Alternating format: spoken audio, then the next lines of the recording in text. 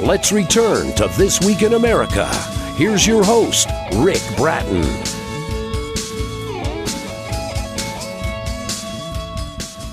Welcome back, everybody, coast to coast. This Week in America.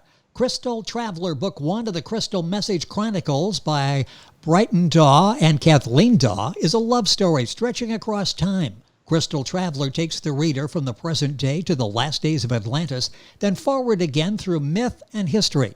Crystal Traveler engages the reader in the epic story of the final days of Atlantis with uncanny parallels and lessons for today's world. It was more than love at first sight. It was soul recognition that drew Kathleen and Breighton together. From their first encounter, past life visions, memories, channeled conversations have come forth between them. This growing library of information compelled them to write and share their story. Kathleen is an author, teacher, counselor, certified hypnotherapist, alternative health practitioner for Stone Circle Alternative, and experienced workshop presenter. Her gifts include being a Reiki master, psychic, medical intuitive, walked a spiritual path for more than 35 years, sharing her unique perspective that blends both ancient and modern healing techniques, wisdom concepts, a librarian, and superb storyteller, as you'll find as you're reading the book. Breighton is a Reiki master, energy worker, tarot reader, a writer, teacher, alternative health practitioner for Stone Circle Alternatives, an experienced workshop presenter in both the professional engineering and spiritual shamanic venues. He uses his engineering and computer background, integrated with his spiritual understanding, as a foundation to bring the metaphysical into the real world. Together, Kathleen and Breighton bring their special kind of magic to audiences when they jointly present their workshops. That same magic in The Crystal Traveler, Book 1 of the Crystal Message Chronicles.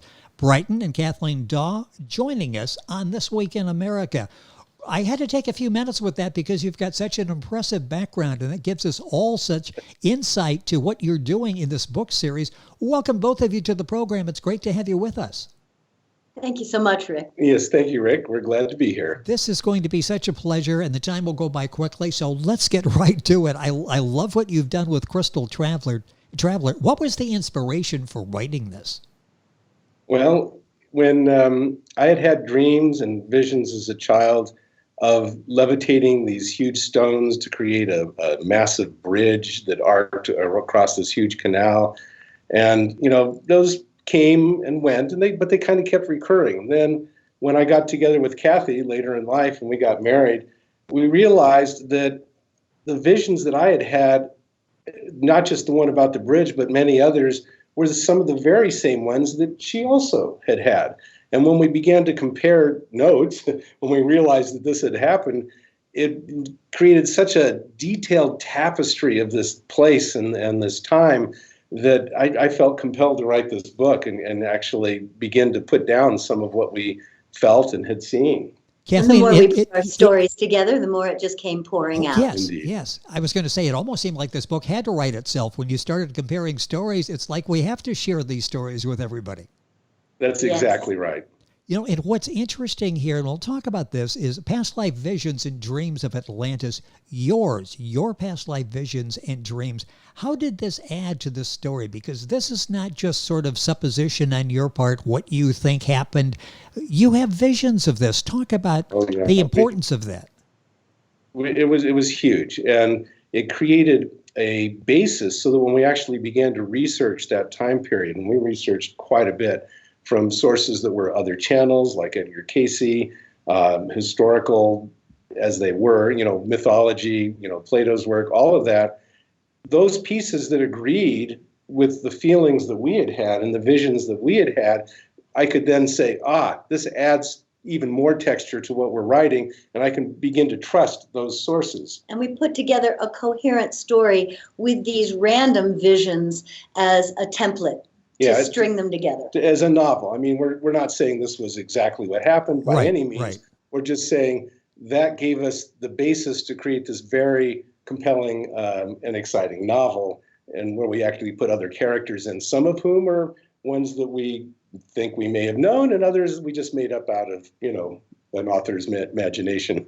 Well, it's fascinating. And as a reader, you can go through and figure, is this someone do you think they actually knew or someone they put in there because this is a novel? The book is Crystal Traveler, Book 1 of the Crystal Message Chronicles. With us, Breighton Dawe and Kathleen Dawe, the authors. Kathleen, how was it writing this book? Maybe some of the challenges of co-writing and some of the pleasures of co-writing as well. It's such a pleasure to write with Breighton.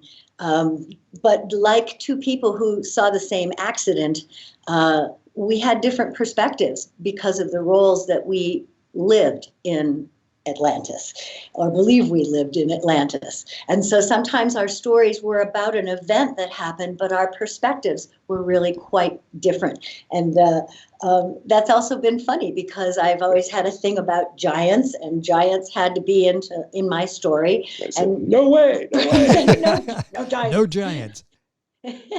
So I'm a researcher, and I love to just spend hours delving into a subject matter. And then I just feel like the story comes together. It tells itself to me. And so, like with the case of the giants, I was saying, no. And then she researched a bunch of stuff and said, see. And I went, okay, we can have giants.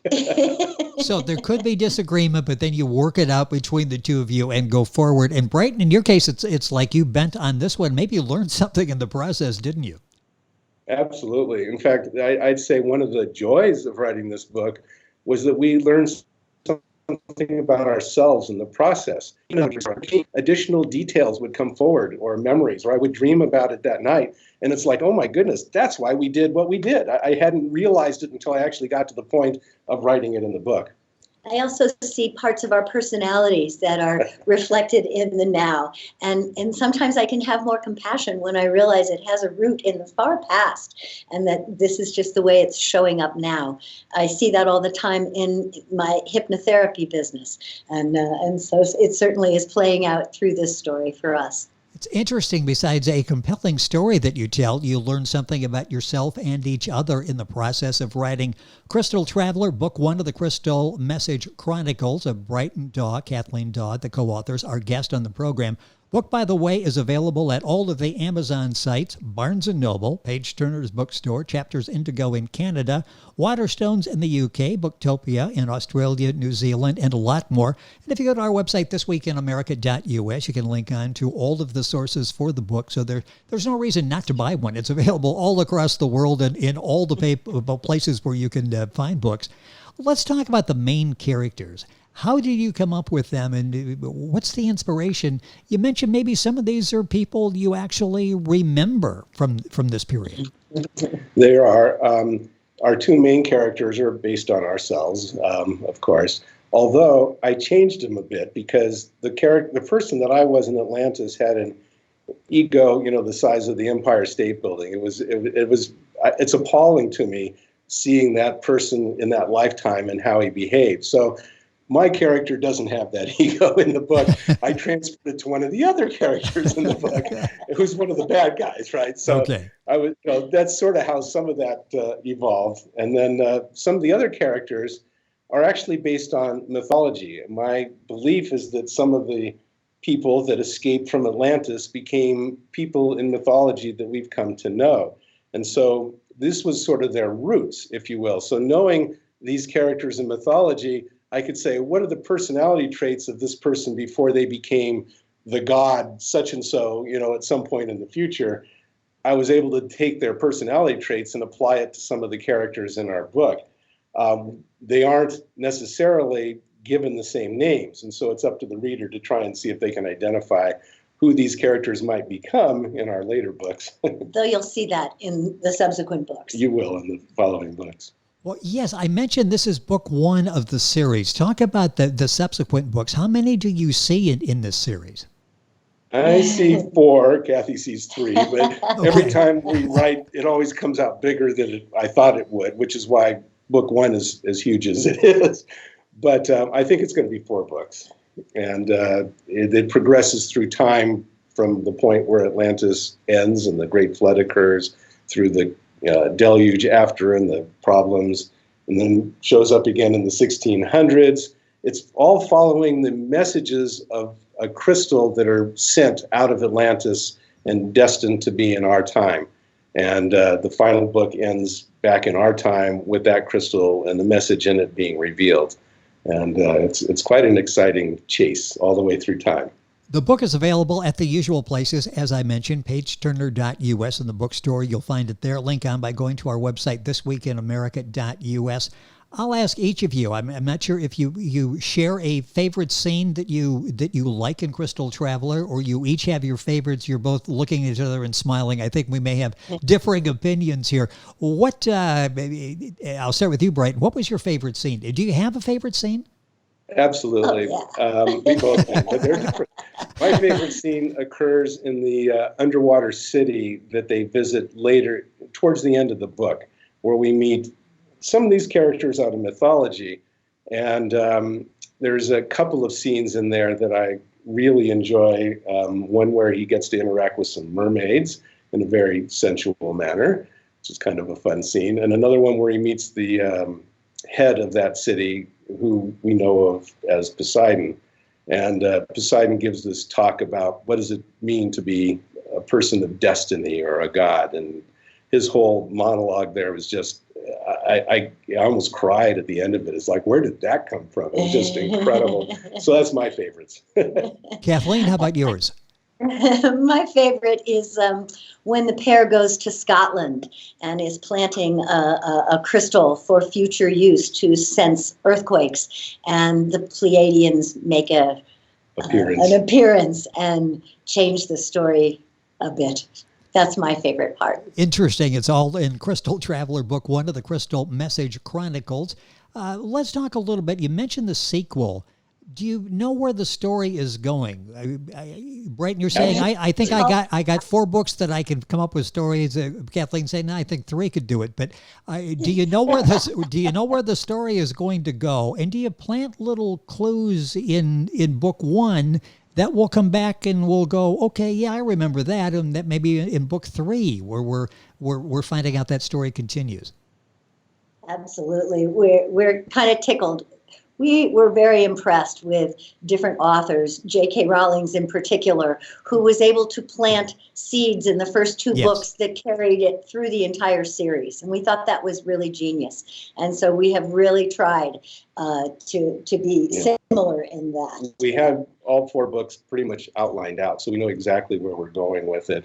And that allowed us to stretch the arch of the story across all 4 books, and indeed plant seeds in the first book that are not going to come to fruition until the 4th book or one of the others. That you go, oh, so each of the books we trust will stand on its own.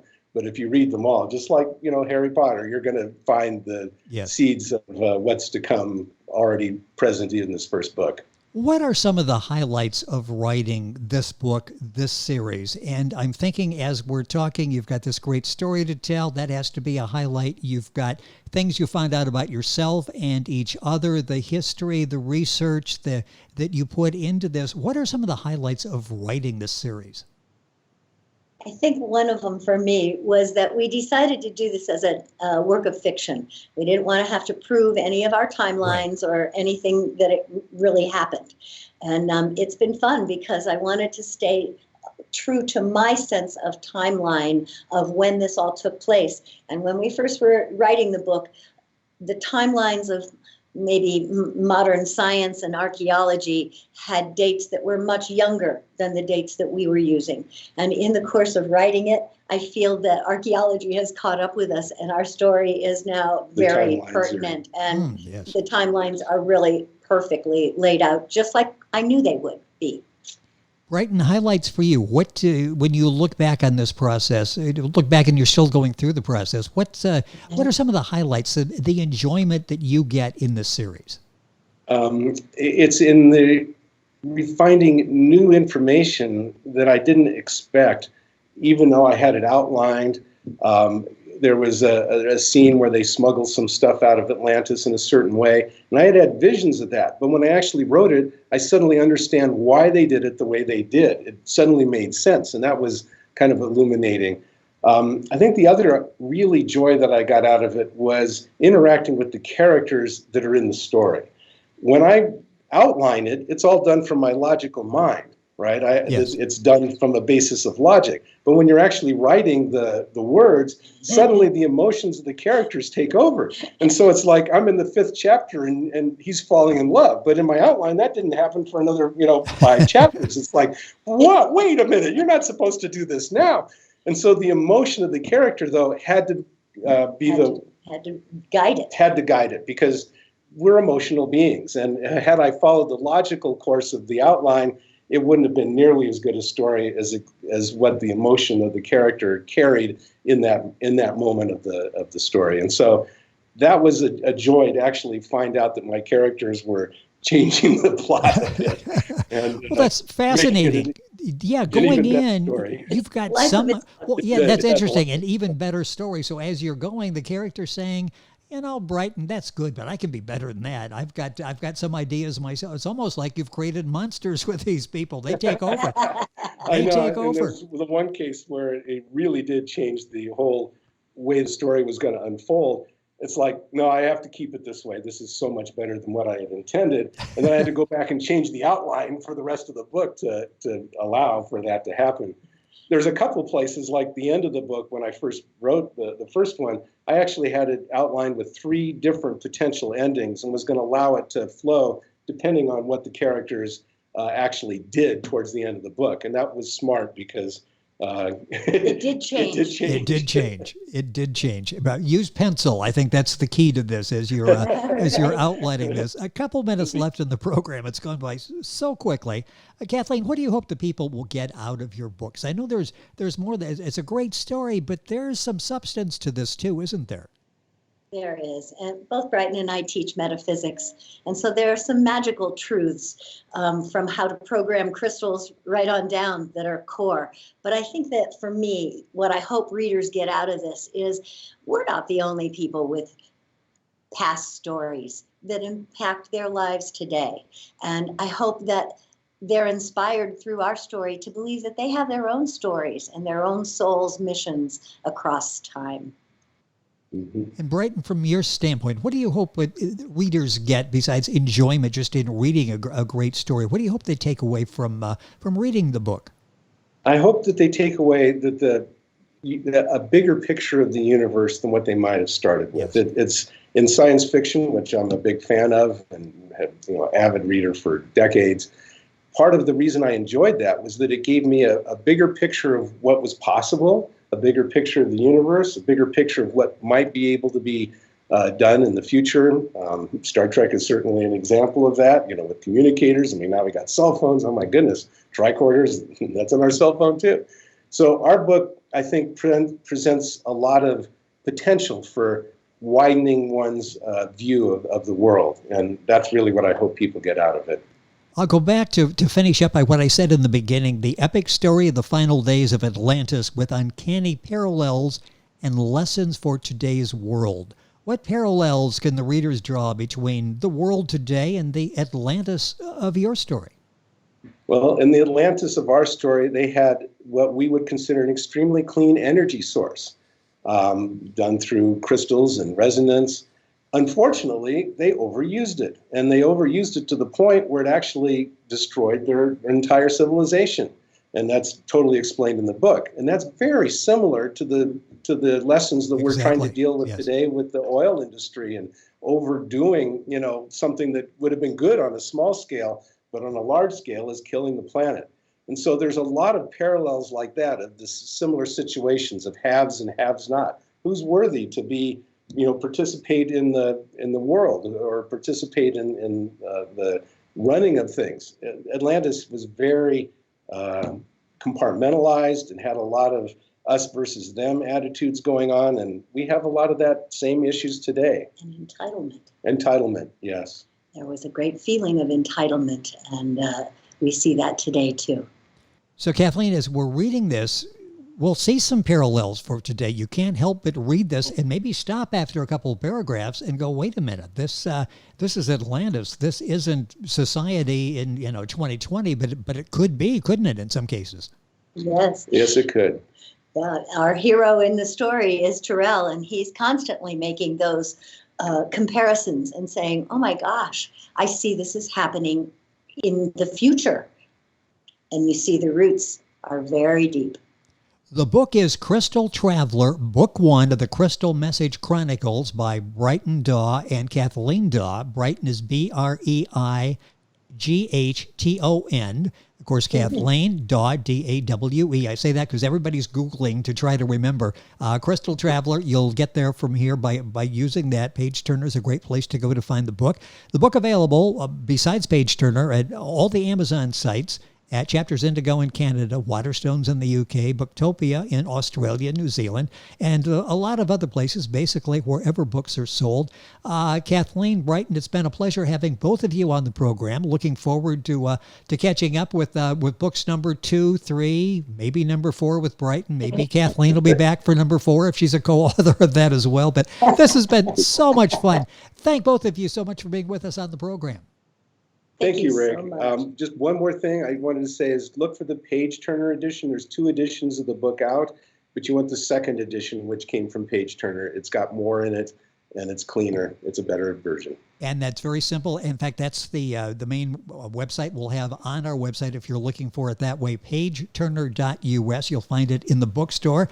The book is Crystal Traveler, Book 1 of the Crystal Message Chronicles by Breighton Dawe and Kathleen Dawe. Information on our website, thisweekinamerica.us. And we're back on today's program after these messages. This Week in America is online. You can visit our website, thisweekinamerica.us. Scott Pinkerton, Associate Producer of This Week in America. Jay Anderson, Segment Producer. Ben Watson, Webmaster. Otto Bechet, Director of Engineering and TV Production. This Week in America produced and is a trademark of Blue Funk Broadcasting, LLC.